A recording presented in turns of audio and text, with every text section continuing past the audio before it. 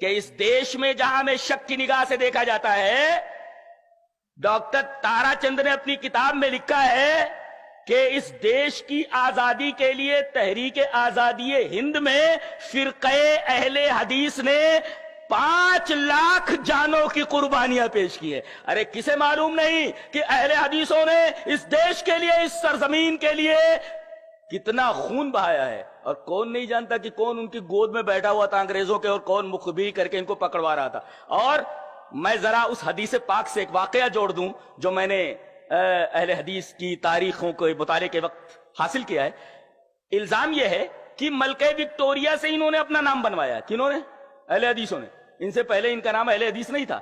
ارے وہابی تم لوگوں نے ہمیں کہا، اور وہابی یہ باغی کے مرادف سمجھا جاتا تھا، اور وہابی اسے کہا جاتا تھا جو رفع الیدین کرے، جو سینے پر ہاتھ باندھے، جو آمین بالجہر کرے، اور انہی کو پوائنٹ آؤٹ کر کے کہ یہی غدار ہیں اور یہی باغی ہیں، ان کو مسجدوں سے اٹھا لیا جاتا تھا، ان کی جائیدادیں قرق کرا لی جاتی تھی، انہیں ایسی سزائیں دی جاتی تھی کہ خود انگریز سپاہی بے ہوش ہو کر گر جاتا تھا، ایسی سزائیں دی جاتی۔ حضرت مولانا یحییٰ رحمہ اللہ کی داڑھی موڑ دی گئی تھی، وہ داڑھی کے بالوں کو ہاتھوں میں لے کر روتے رہتے تھے۔ اللہ، مسلمانوں نے کتنی تکلیفیں اٹھائی۔ ایک مسلمان تو بادشاہ ہی صحیح، بہادر شاہ ظفر، جس سے یہ حکومت چھینی گئی تھی، جانتے 3 دن بھوکا رکھا گیا اس بادشاہ کو بیچارے کو۔ جب وہ چلتا تھا تو ہٹو بچوں کی آوازیں آتی تھی۔ ایک موقع ایسا آیا، کہتے نہیں کہ جنبش مکن کا حکم ملا بادشاہ کو، اور دربار خسروی کو قفس کر دیا گیا۔ کبھی کبھی ایسا ہوتا ہے کہ بادشاہ کی بھی حالت اتنی عجیب و غریب ہو جاتی ہے۔ 3 دن بھوکا رہا، اور جب کھانا مانگا تو جانتے بچے کو ذبح کر کے بیٹے کا کلیجہ تل کر کے لا کر کے پلیٹ میں رکھ دیا گیا۔ کون باپ برداشت کر سکتا ہے؟ مسلمانوں کی کتنی تکلیفیں اٹھائی ہیں۔ اور خاص طور سے تارا چند نے تو یہ کہا کہ 5 لاکھ اہل حدیثوں نے اپنی جان کی قربانیاں پیش کی ہیں۔ ہم نے اپنی قربانیاں پیش کر دی، تم ہمیں شک کی نگاہ سے دیکھنا ہو تو دیکھو، لیکن تاریخ ضرور پڑھو، تاریخ کو اوائڈ مت کرو، تاریخ کو اوائڈ مت کرو۔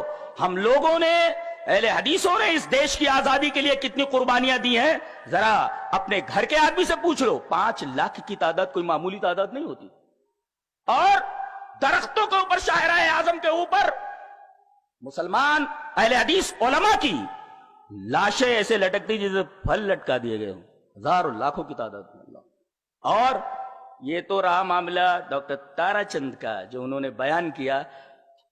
پنڈت جواہر لال نہرو نے تو صادق پور کے ایک صاحب سے ملاقات کے وقت یہ کہہ دیا تھا کہ دیش کی، ہندوستان کی آزادی کے موقع پر جو قربانیاں اہل حدیثوں نے دی ہیں، اہل حدیثوں کی قربانیاں ایک پلڑے میں رکھ دی جائے اور تمام ملک کے لوگوں کی قربانیاں ایک پلڑے میں رکھ دی جائے تو دیش کے تعلق سے جو قربانی اہل حدیثوں نے دی اس کا پلڑا بھاری ہو جائے گا۔ یہ پنڈت جواہر لال نہرو کا کہنا ہے۔ ہم یہ کہہ رہے تھے کہ ملکہ وکٹوریا سے ہم نے اپنا نام بنایا ہے، بنایا نہیں منایا ہے، بنوایا نہیں منوایا ہے۔ اور یہ وہی حال اللہ، اب جب سارے اہل حدیثوں کو اٹھا لیا جاتا تھا، جو بھی آمین بالجہر کرتے ہوئے دیکھا جاتا، سینے پر ہاتھ باندھے دیکھا جاتا، اس کو اٹھا لیا جاتا، قتل کر دیا جاتا۔ محمد حسین بٹالوی رحمت اللہ علیہ نے یہ تو دیکھا کہ اگر یہ پورا کا پورا گروہ آج مار لیا گیا تو لا توبت فی الارض، زمین میں تیری عبادت نہیں ہوگی۔ لہذا انہوں نے آگے بڑھ کر کے کہا کہ ہم لوگ وہابی نہیں ہیں۔ وہابی کس کو بولتے ہیں؟ ہم لوگ اہل حدیث ہیں، ہمارا نام پہلے سے اہل حدیث رہا ہے، اور ہمارا نام اہل حدیث لکھو۔ ہم نے اپنا نام بنوایا نہیں بلکہ منوایا ہے، اور محمد حسین بٹالوی رحمت اللہ علیہ کے پیش نظر وہی حدیث تھی، اور نبی پاک صلی اللہ علیہ وسلم کا وہی اسوہ تھا کہ اگر یہ جماعت آج مار لی گئی تو زمین پر اللہ تبارک و تعالیٰ کی عبادت نہیں ہوگی۔ آپ کی وجہ سے تو بدعتیں، آپ کی وجہ سے شرک، آپ کی وجہ سے یہ ساری خرافات، یہ خوف زدہ ہیں، خوف زدہ ہیں۔ آپ نہ ہوتے تو اللہ تبارک و تعالیٰ کی عبادت صحیح شکل میں نہیں ہو پاتی۔ بہت سارے لوگوں کے پاس اسلام ہے، لیکن آپ کہہ سکتے ہیں کہ وہی اسلام تو جو رسول اللہ صلی اللہ علیہ وسلم لائے ہیں؟ آپ کہہ سکتے وہی اسلام؟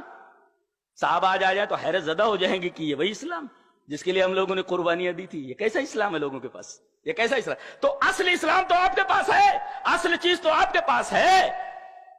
تو آپ کو خوش ہونا چاہیے کہ آپ کون ہیں اور آپ کس کا امتداد ہیں۔ اللہ، اس حدیث کی روشنی میں۔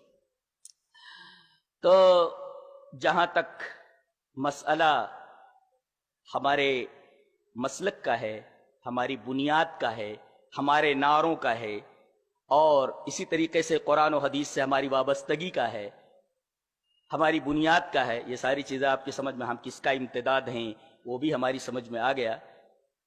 آخری بات چاہتا ہوں کہ یہ بیان کر دوں کہ ہم لوگ 50 سے باہر ہو گئے ہیں۔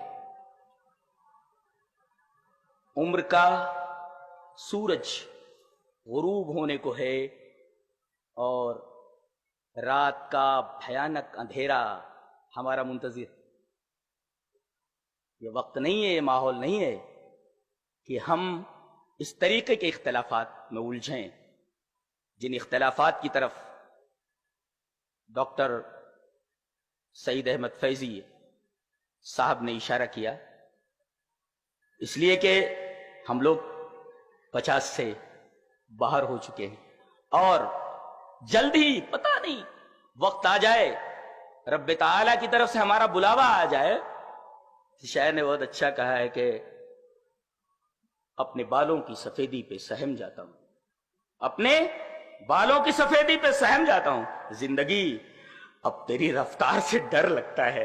تو بجائے ڈرنے کے ہم کہاں الجھے ہوئے ہیں، مسئلہ وہ نہیں ہے جس میں تو الجھے ہوئے ہو، اور یہ دنیا جس کے پیچھے تم جائز ناجائز کا فرق کیے بغیر پڑے ہوئے ہو، دنیا اپنے تمام مسائل کے ساتھ ایک دن ختم ہو جانے والی ہے۔ مسئلہ وہ نہیں ہے جس میں تم الجھے ہوئے ہو، مسئلہ وہ ہے جو جلد ہی تمہارے سامنے پیش آنے والا ہے۔ اس سے پہلے کہ وہ مسئلہ ہمارے سامنے پیش آیا، مسئلہ درپیش ہو، ہمیں اپنا محاسبہ کرنا چاہیے اور تمام اختلافات کو ختم کر کے صحیح طریقے سے اپنے مقام کو پہچانے کہ ہم کیا ہیں۔ حقیقت یہ ہے کہ ہم اپنے مقام کو بھول گئے ہیں۔ اللہ تبارک و تعالیٰ میں نیک عمل اور اچھی سمجھ کی توفیق عطا فرمائے۔ وآخر دعوانا ان الحمدللہ رب العالمین۔